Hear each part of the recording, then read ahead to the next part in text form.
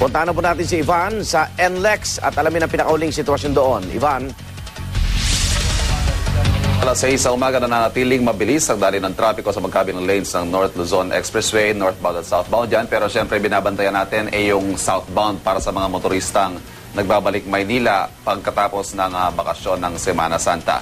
Batay sa pagbabantay ng NLEX ay nakapansin sila ng paunang bugso ng mga sasakyan itong Sabado ng hapon na nagtagal bago maghating gabi. Pero ang peak o yung naging pinakamabigat ng dali ng mga motorista na nagbabalik Maynila ay naganap mula alauna ng hapon kahapon at nagtagal hanggang hating gabi, kung saan umabot na hanggang 3 kilometro ang pila dyan sa Bocaue Toll Plaza.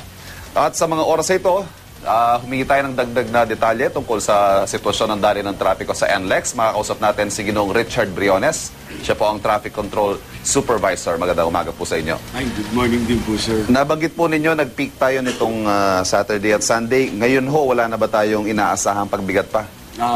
Siguro po, sir, yun po nakaraang dalawang gabi at araw po, nagbalikan na po ng Maynila yung iba nating mga motorista. Ngayon po, wala na po tayo inaasahan din pong pagbigat po ng trapiko sa pagbalik po ng Maynila. Silipin lamang ho natin yung real-time situation. Itong Bocaue Toll Plaza, mga southbound po yan, nakikita natin may bahagyang pagbigat.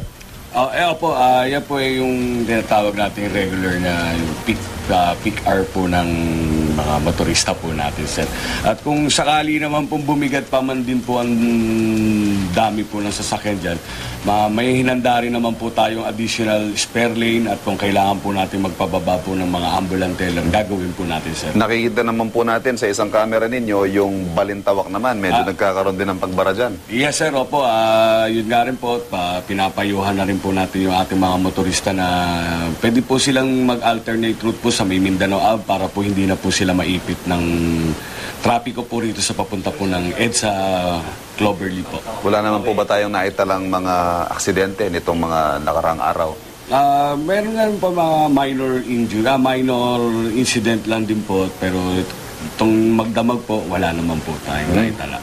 So mula po ngayon hanggang mamaya, hanggang makapasok na sa trabaho yung mga kababayan natin, wala na po tayong inaasahang pagbigat pa dito sa NLEX.